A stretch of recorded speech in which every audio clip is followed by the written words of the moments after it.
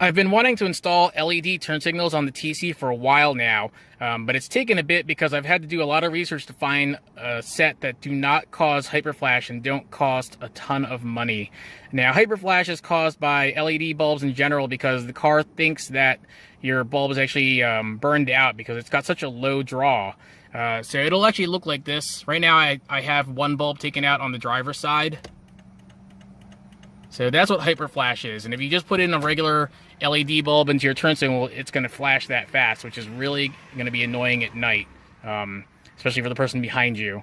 Now, there are two solutions I know of for that, aside from this one. One is to install inline resistors at each turn signal. It's a little costly. You have to buy 4 of them. They also get very hot, and generally you have to cut into your existing wiring harness to install them. They do have a few that you don't have to do that because they have sockets on them, but a lot of them I've just read some bad things about, like fitment. The other option is to install a LED turn signal relay that replaces your existing relay. The only problem with that, though, is that it has a ½ second to a 1 second delay before it actually starts flashing, and that would just drive me nuts. So what I did was I looked around online to find a bulb that I can just plug in and it wouldn't cause hyperflash. The issues I was running in looking for those is that you could either only install it on the front or back, because if you did it on both the front and back, it would do hyperflash, or they would be really expensive, like $50 for a pair, $60 for a pair. Now, I did find this on Amazon. I believe the company is pronounced Viesyled.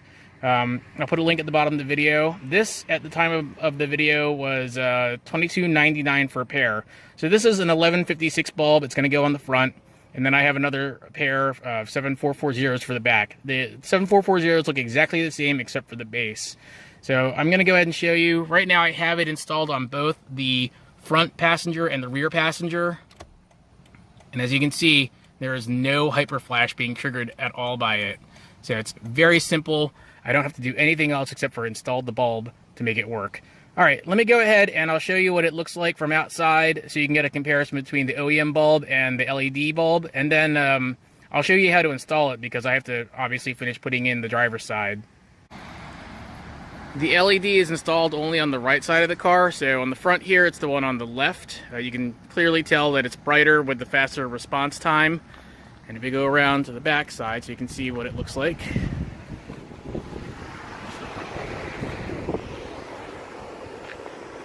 It's actually noticeably brighter on the backside compared to the stock bulb. I've already removed the bulb from the driver's side rear. This is the plastic panel that you have to remove. I used a panel popping tool to just wedge it up into the top and then basically pull it straight down and out. Now, the bulb, this is the socket that you're going to take out. And here is the factory bulb. This is the LED one.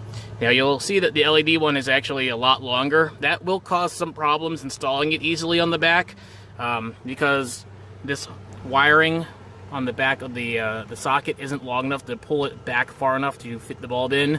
I had to actually hold the bulb partway in the socket and then push this over the back of the bulb and then put it in. So I'm going to go ahead and do that right now. And now to do the driver's side front bulb. So you can't easily see it. You can just reach your hand behind where the turn signal bulb is. It's going to be the innermost bulb on the car. The passenger side's a little bit more difficult because it does have some hoses that run across here. So you might want to wait till the engine cools down before you try to take that bulb out. But the driver's side, just got to reach back here behind the bulb, give it a counterclockwise turn, pull it out. Bulb, just push it in a little bit and then a little bit of a counterclockwise turn and it'll spring right out. So fortunately you can just put the new LED bulb in and then put it right into the socket. You don't have to do the weird trick like I had to do for the rear bulbs. Alright, let me go ahead and get this installed and then I'll show you what this looks like at night. Before I show you these at night, I'm going to do my review here. I've actually had these installed for over a month. I wanted to field test them, make sure that they actually work the way that they're supposed to. And I will say that I did have one minor issue that I was able to resolve. It happened within the first 2 days of having the bulbs.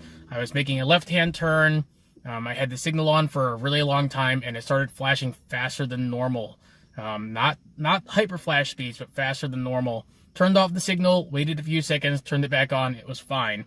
I was able to get it to do the same issue when I got home just by leaving the signal on for an extended amount of time and continuously replicate that problem, but only on the driver's side. So I've done a lot of electronics before in the past. I know that there's some variances with tolerances of parts, and the front and the back bulbs are working together as a circuit. So I figured maybe the two driver side bulbs don't like each other.